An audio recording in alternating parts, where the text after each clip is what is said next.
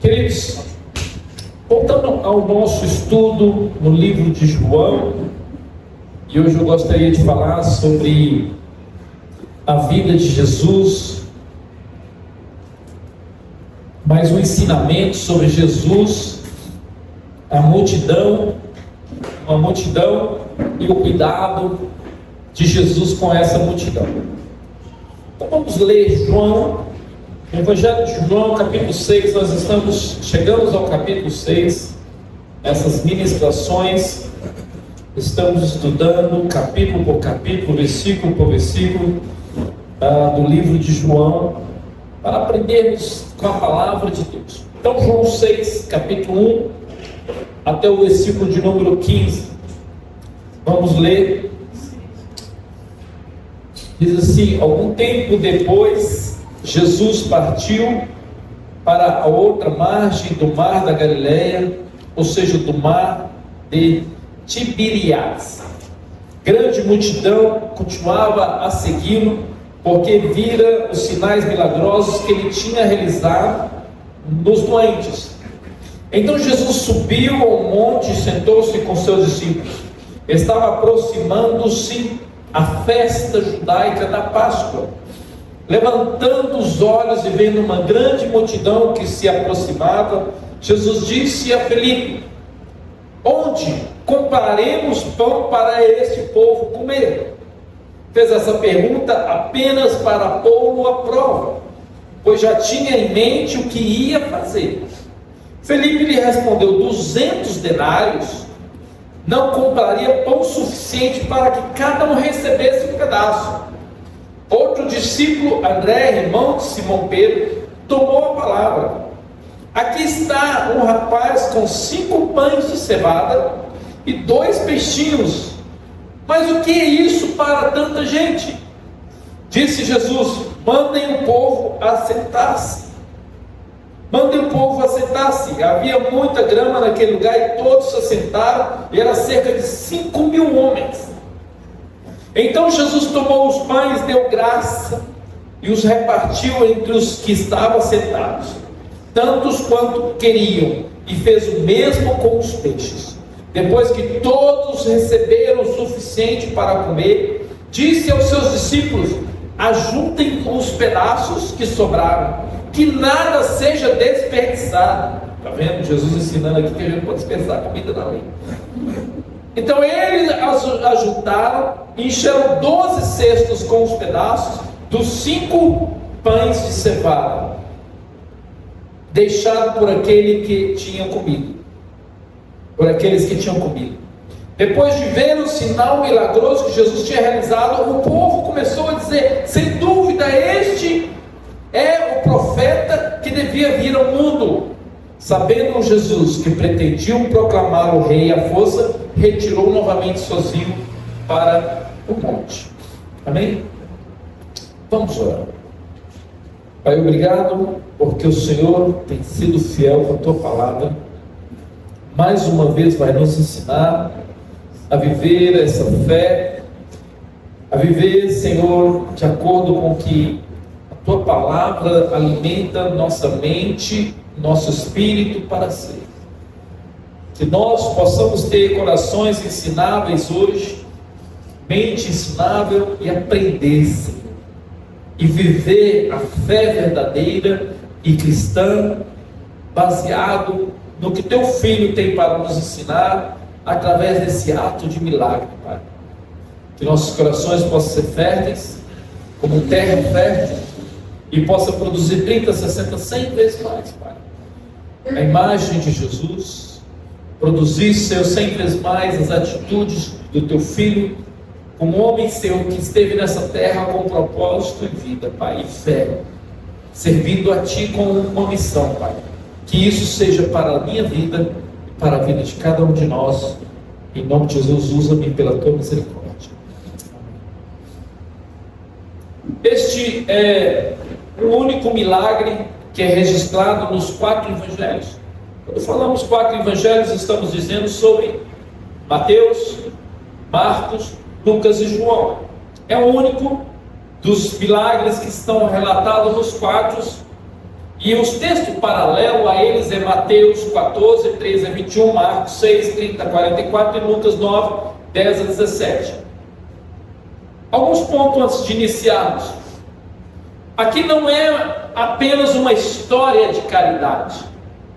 Aqui não é um momento só que Jesus está fazendo uma boa obra, uma caridade para com as pessoas. Porque muitos ali talvez nem eram pobres, eram pessoas que estavam no lugar deserto. Mas aqui é um teste de fé para os discípulos. A ideia do texto é um teste de fé aos discípulos dele. Discipulá-los através desse teste. Outro ponto, o milagre em si é um milagre impressionante e nos faz imaginar como os pães e peixes foram multiplicados. Você já leu esse texto? Já prestou atenção nisso? Já imaginou pão nascer pão? Peixe tudo bem. Peixe, você sabe que vem uns peixes, aí tem um monte de peixinho, vai ter um monte de peixinho. Mas um peixe morto, um pão já produzido, então a gente tem que pensar que isso aqui é um baita de um milagre. O pão vira outro pão. O peixe morto não produz peixe porque está morto, mas de repente vira peixe. É claramente um milagre reconhecido pelas pessoas como um sinal de que Jesus era o profeta esperado. João nos apresenta aqui mais um dos sinais mostrando quem é Jesus. Quando você lê, isso tem de ser um renovo para a sua fé.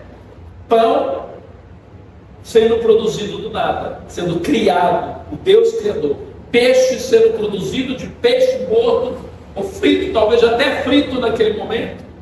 Talvez uma sardinha já pronta, de repente Deus multiplica aquilo. Mas, no entanto, preste atenção nos detalhes deste milagre. A primeira coisa que nos ensina aqui é quem. Aqui é dois grupos de pessoas.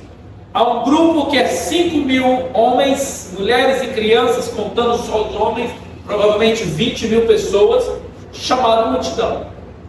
Há um segundo grupo que está do lado de Jesus, chamado discípulos. Multidão,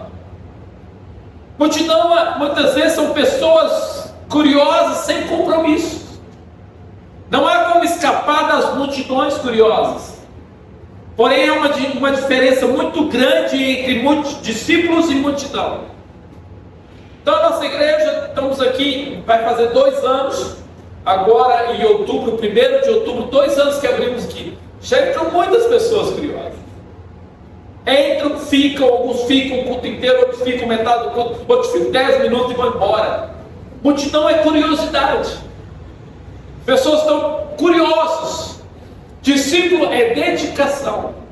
Discípulo é vida. Discípulo é viver a fé. Alguns pontos comuns. Primeiro, a multidão e os discípulos são testemunhas do milagre. Ambos presenciaram a multiplicação dos pães e peixes. Tanto os discípulos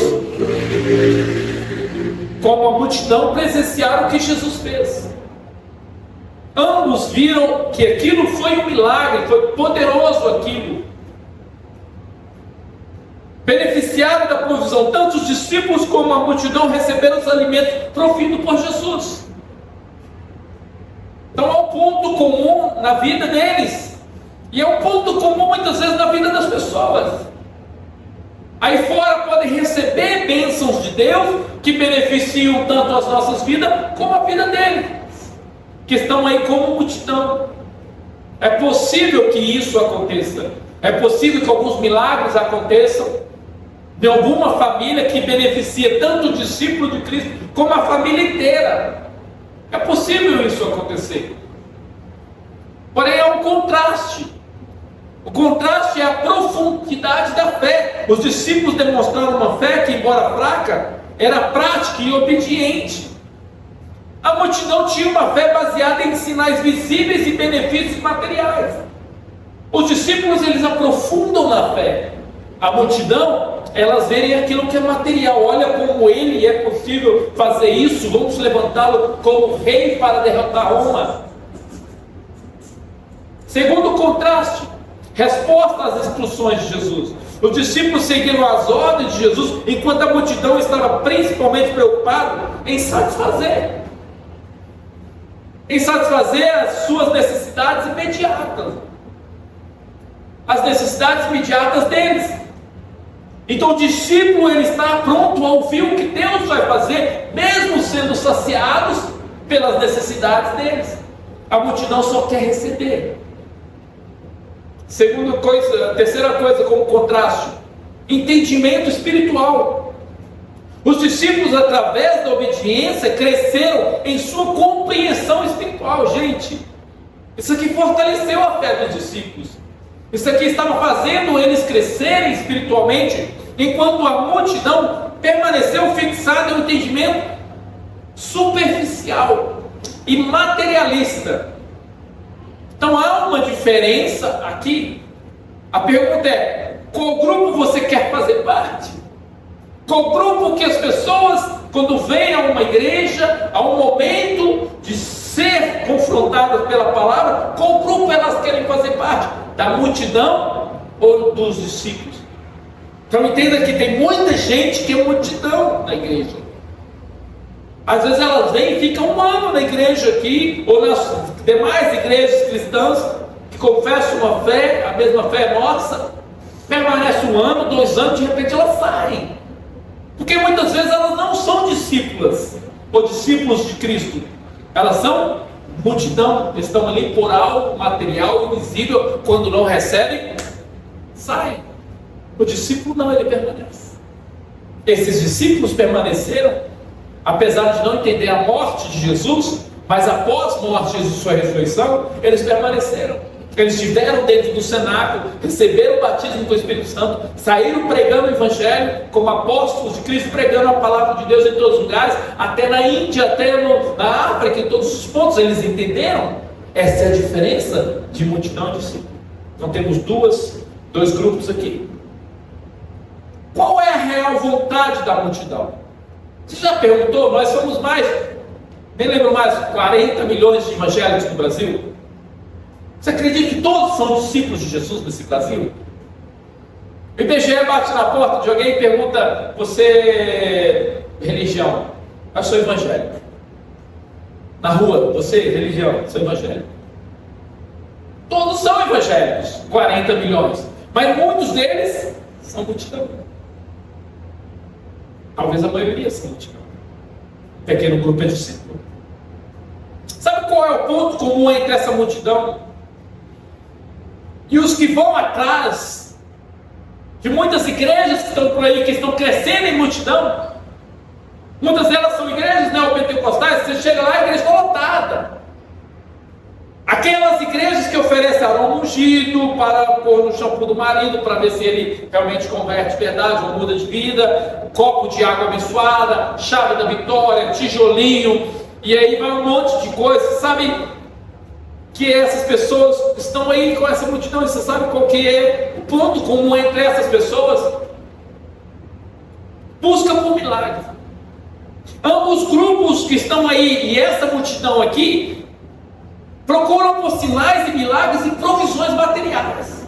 Por isso que esses lugares, essas igrejas neopentecostais aí, elas oferecem o que é material. Você entra, eu já entrei no culto e participei do culto inteiro. Eu fui em Campinas, participei do culto inteiro de uma dessas igrejas.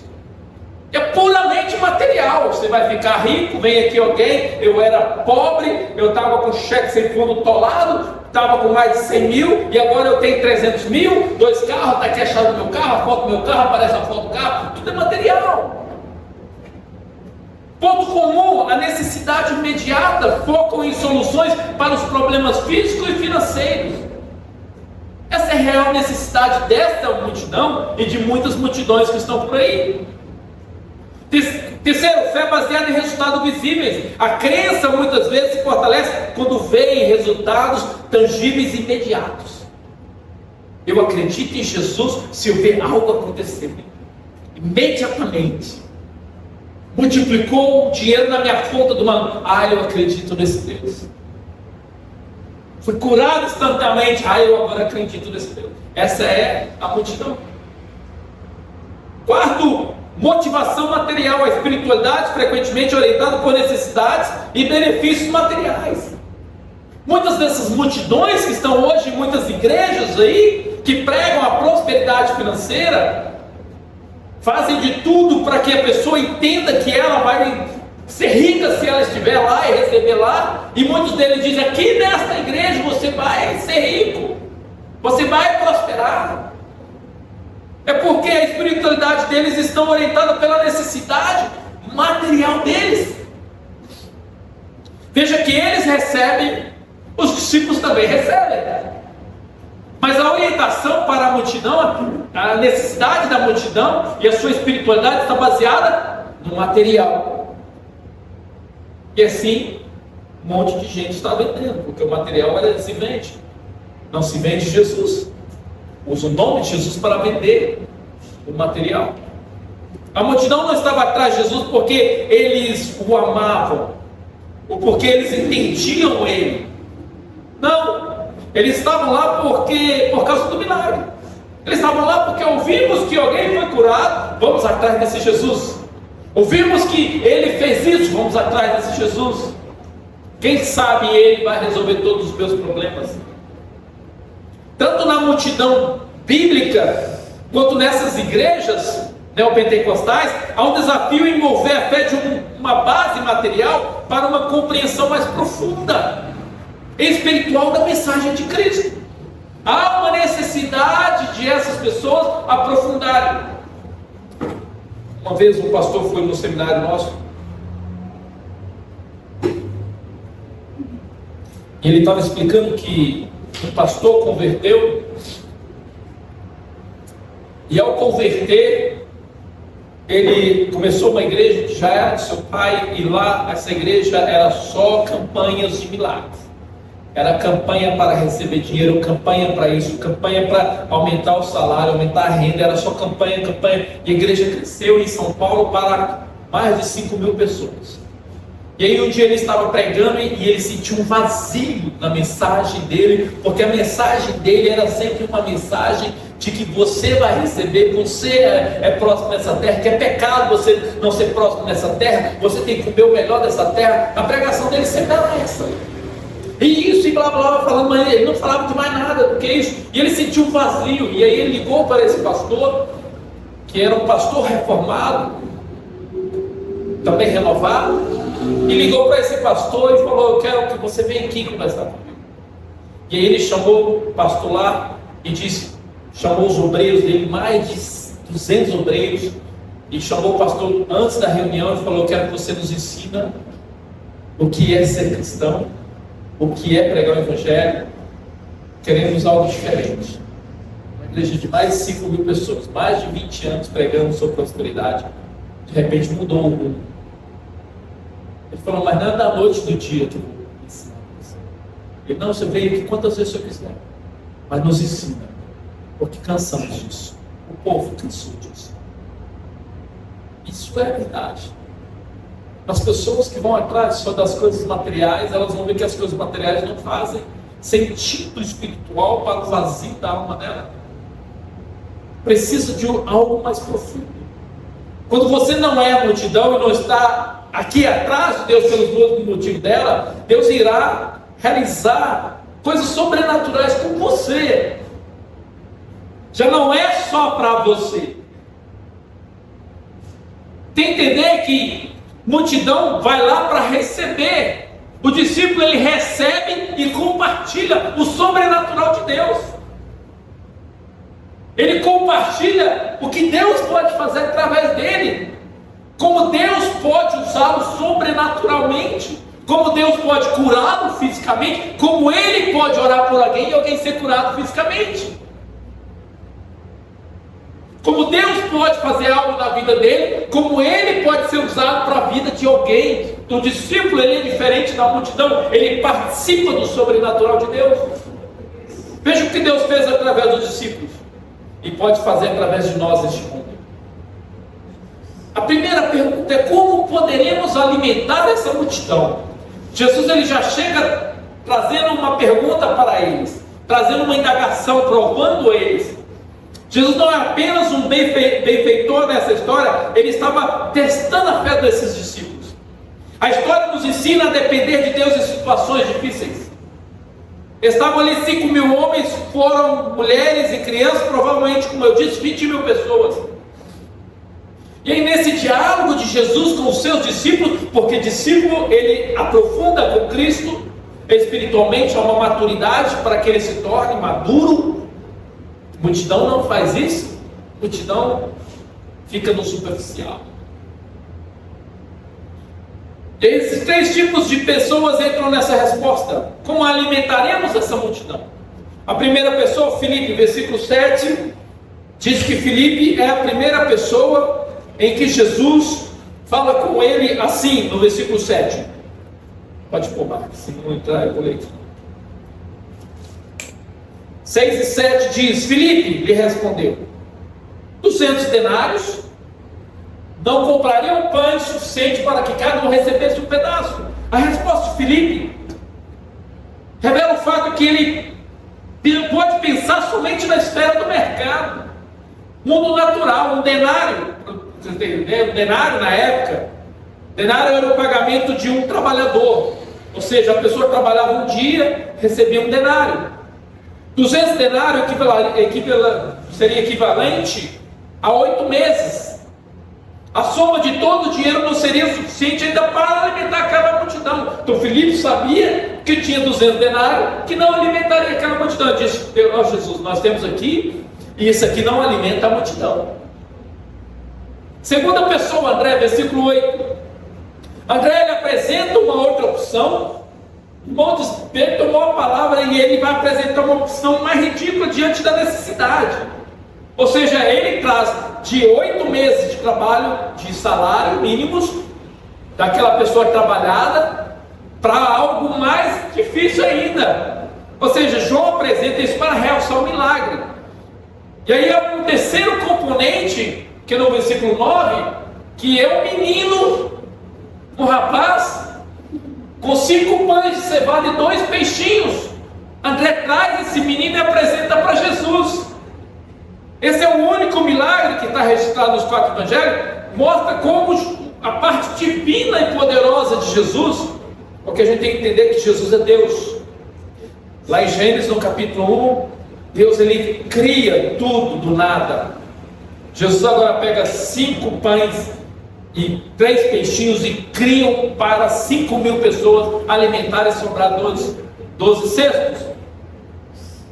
Somente Deus pode criar. E aí aquele menino chega e apresenta a Jesus aqueles pãezinhos. E é uma coisa que eu quero dizer: crer no milagre, crer em Deus de verdade em sua vida diária e saber que Ele cria. Ele é criador. Ele é poderoso para fazer do nada acontecer as coisas.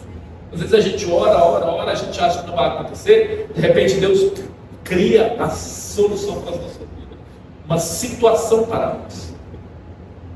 Então que Jesus pega aqueles pãezinhos, aqueles peixes, e Ele agradece pelo pão. Ele agradece pelo pouco que tem ali. Ele olha para os céus e diz: muito obrigado, Senhor. Ele parte o pão. Ele pega o pão e parte o pão. Os discípulos, ele entrega um pedaço para um, para outro, e os discípulos partem o pão.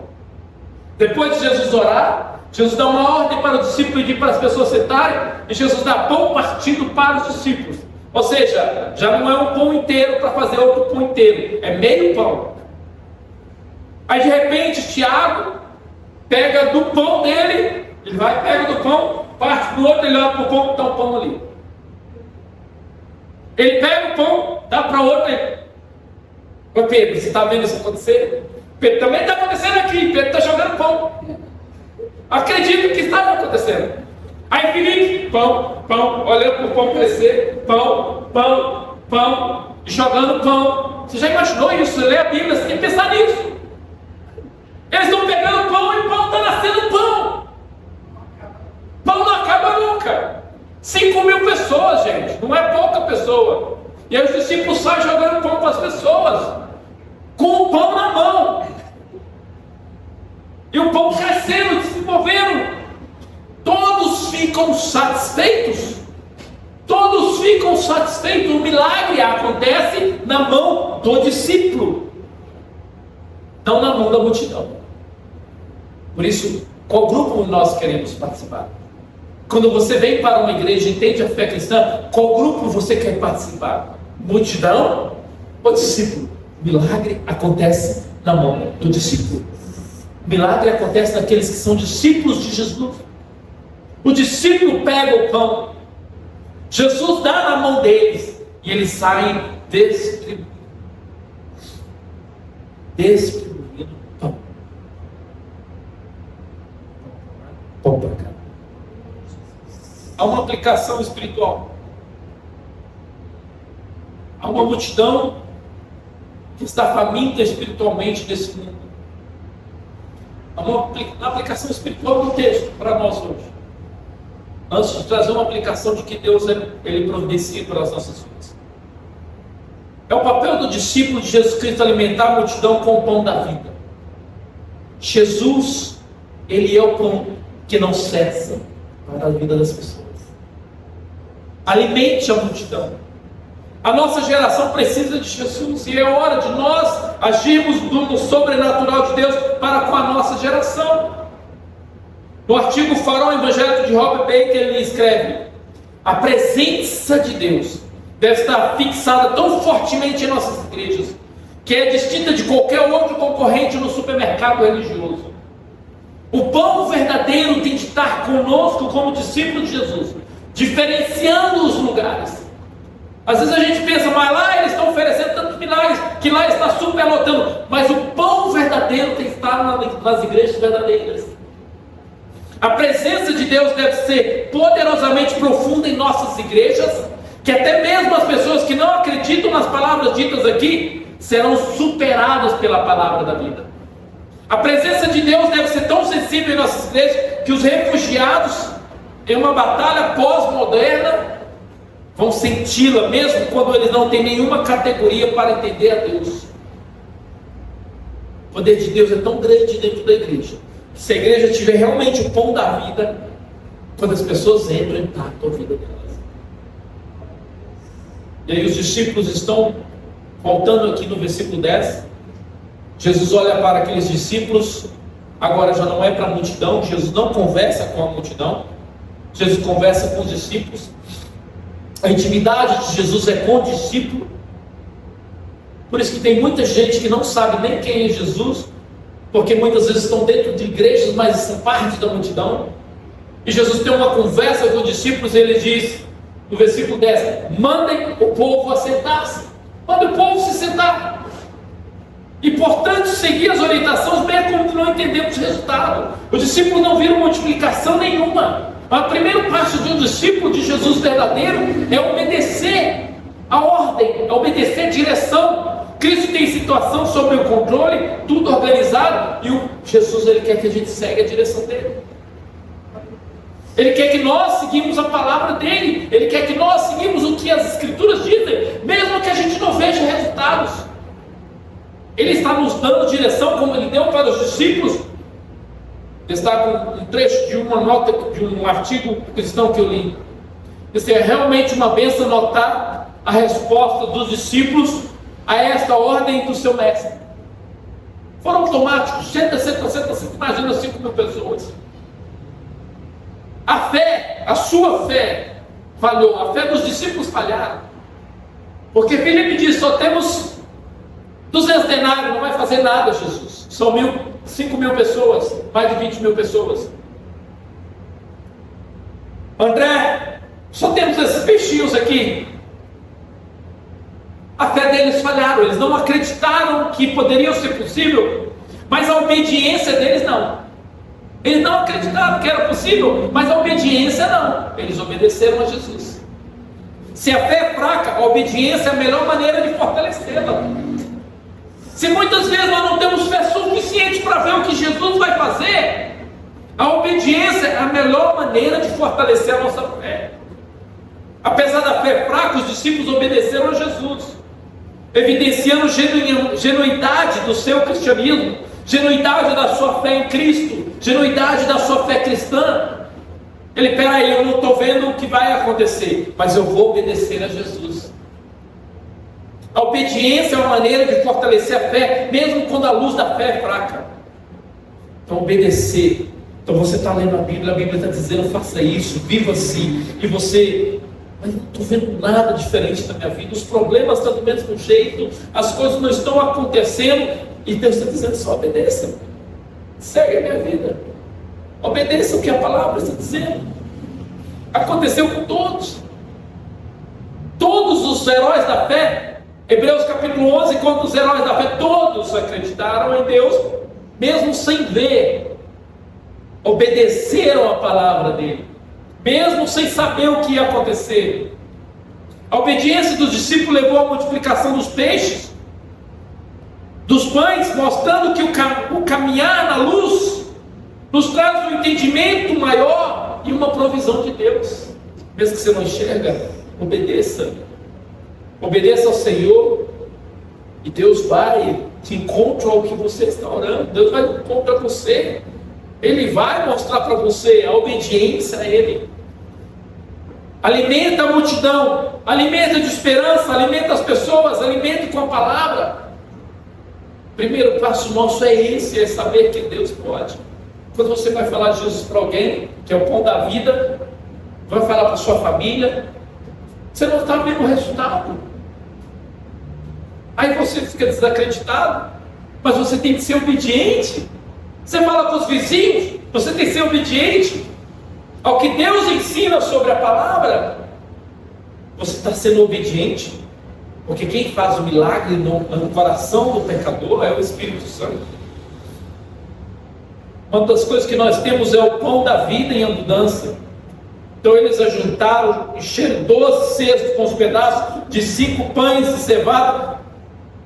Depois de todo mundo ter comido, eles juntaram. E é tão interessante que as palavras, são 7 palavras em hebraico para denominar pão, e 3 palavras em grego que se refere a pão, e tudo é a menção frequente da Bíblia, direciona para uma única direção do que é pão.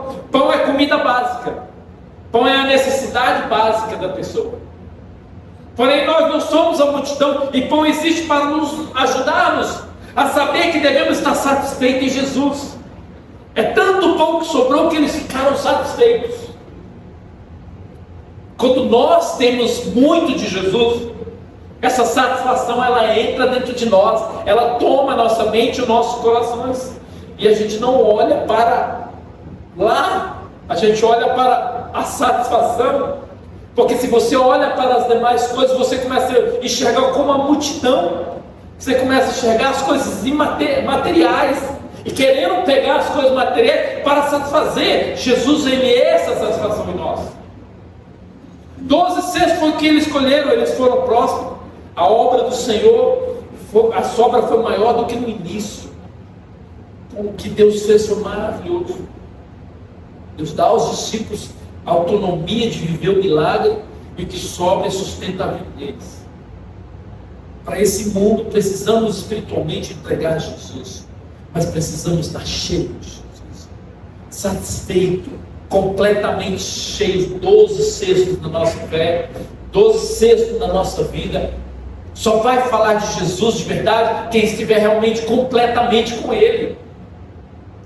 Só vai distribuir o pão da vida quem realmente está alimentando do pão da vida, quem realmente está saciado e está com abundância de Jesus na vida.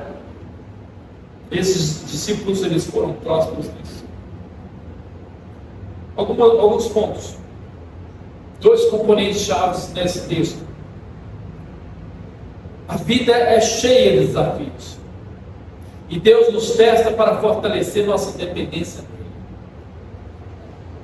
Aquela expectativa dos testes na fé. Quando você estiver na fé como discípulo de Jesus, Deus vai amadurecer você com testes, para fortalecer a sua fé, para crescer na sua fé, para fazer você desenvolver, você entender que é Deus. Talvez você possa perguntar, é muito pesado o que eu estou passando, pastor.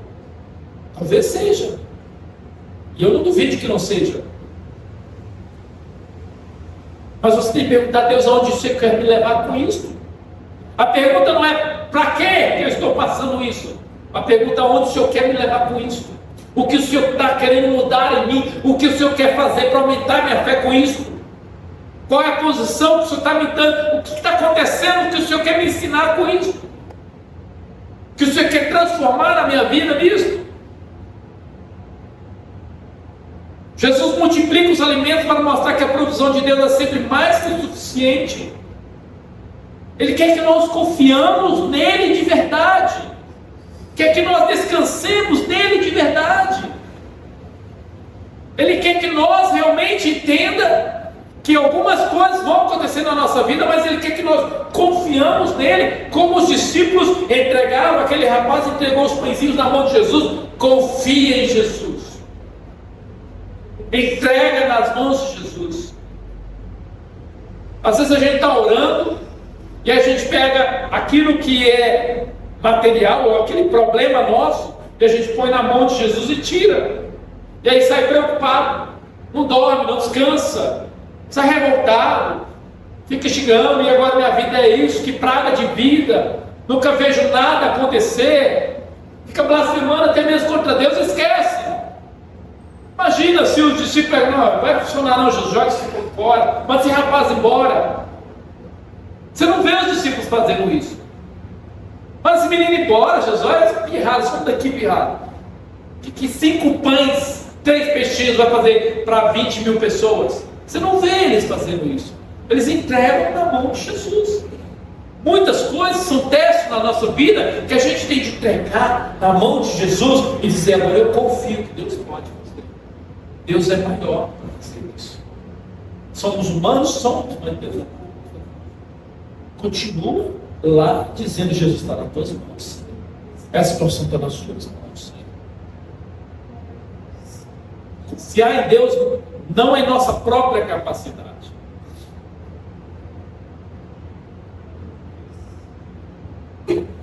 Confiar em Deus não em nossa própria capacidade. Reconhecer que tudo que temos vem de Deus. Confiar em Deus e não em nossa própria capacidade. Entender que Ele pode fazer. Reconhecer que tudo que temos vem de Deus e buscar a orientação de Deus em todas as circunstâncias difíceis. Qual o problema na sua vida? Busca Deus. Orientação para Ele. Busque a Deus. Busque a Deus em tudo que você precisa. Em toda e qualquer situação da sua vida. Nem que seja todos os dias da sua vida, se levanta e fala: Deus, estou aqui novamente. Eu não vejo nada acontecer, Jesus. Estou aqui novamente, Senhor. Tenha misericórdia dessa. Eu preciso de uma resposta em relação a isso. Eu preciso do cuidado do Senhor em relação a isso. O Senhor é o Deus que criou pão. O Senhor é Deus que criou peixe para alimentar a multidão. Então estou aqui novamente, Senhor. Eu preciso. Que a gente não ora, a gente não entrega para Jesus. Se a gente entrega, a gente não volta, tira da mão dele e sai para lá reclamando. A gente tem que aprender a entregar na mão dele e ver o que ele vai fazer. Descansar nele. Descansar nele. Porque depois ele vai usar a gente. Depois ele vai fazer com que, através de nós, aconteça muito mais. Através de nós, há uma situação muito maior. Através de nós, o nome dele será glorificado de uma maneira muito grande. Através dos discípulos de Jesus. Através dos discípulos de Jesus. Esse milagre trouxe glória ao nome de Jesus, muito maior do que eles. Fama para o nome de Jesus, muito maior do que eles. O foco é Jesus. A multidão volta e olha para Jesus com a esperança de que Ele seja aquele que vai libertá-los, a levantar Ele como rei. Aquela multidão tinha isso na cabeça. Mas nós temos que ter um entendimento que Jesus é rei, diferente do que eles pensam.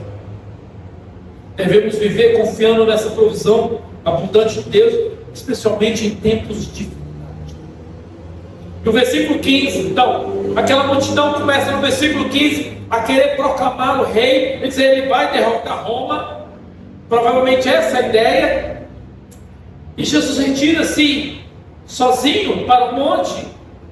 Eles queriam que Jesus já subjugasse os romanos, pois Jesus supriu a necessidade diária dele, do pão. Porém, o reino de Deus é diferente de qualquer outro. Jesus não está aqui para simplesmente mostrar o reino de Deus na medida física, na medida material. Jesus está aqui porque o reino espiritual é muito maior do que eles estavam pensando.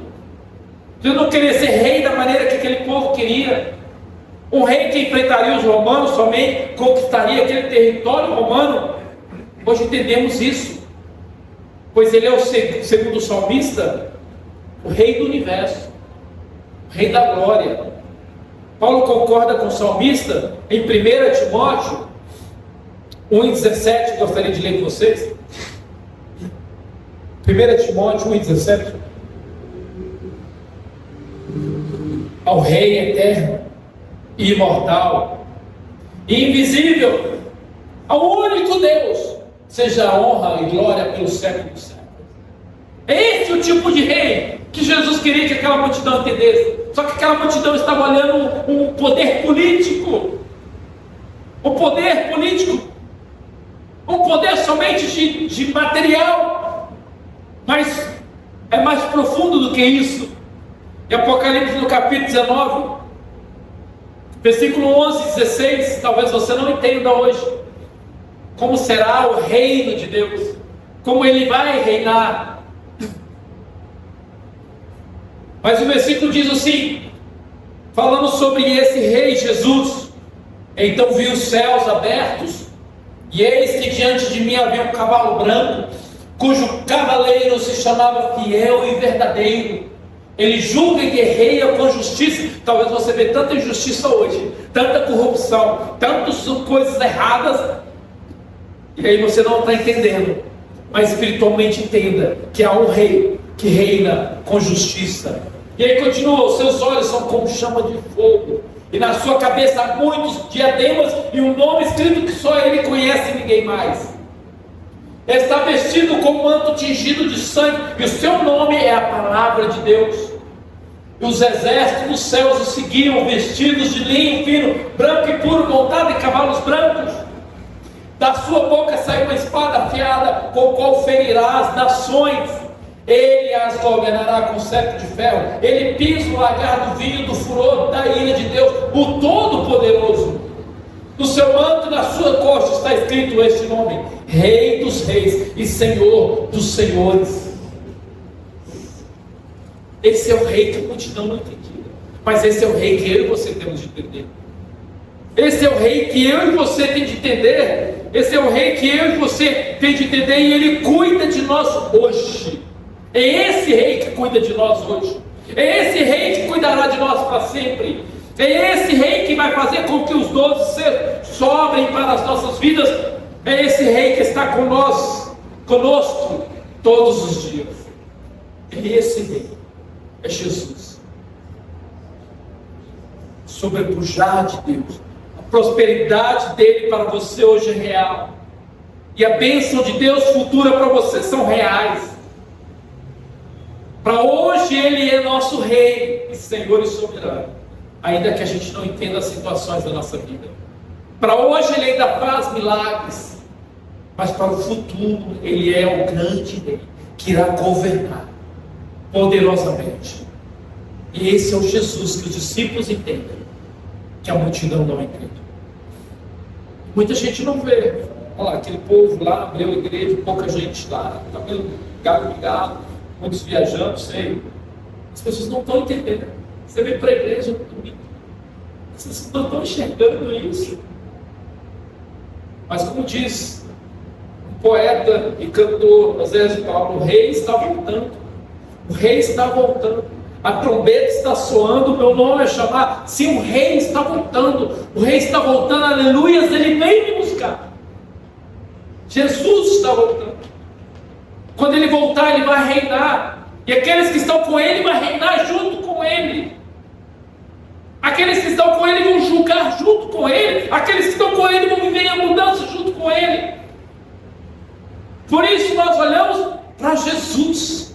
Dedicamos em obediência como discípulos a Jesus. A direção que ele nos dá, a gente seguimos, porque sabemos que ele pode fazer muito mais do que nós pensamos e imaginamos. E quando Ele voltar, estaremos com Ele. Na boda do Cordeiro estaremos com Ele. Estaremos participando com Ele.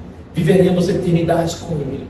Este é o Rei que nós olhamos, não o Rei. Por isso precisamos clamar a Jesus. Precisamos buscar a Jesus. Precisamos clamar a Jesus pelas ruas. Clamar a Jesus para as nossas famílias. Precisamos clamar o clamor de Jesus. Buscar ao Senhor de verdade. Entender que hoje é dia de clamar a Jesus. Pedir que o pão da vida venha às nossas vidas e às famílias. Clame a Jesus. Busque ao Senhor. Busque a presença dEle. Em nome de Jesus. Amém? E Ele fará muito mais na sua vida. Acredite nele.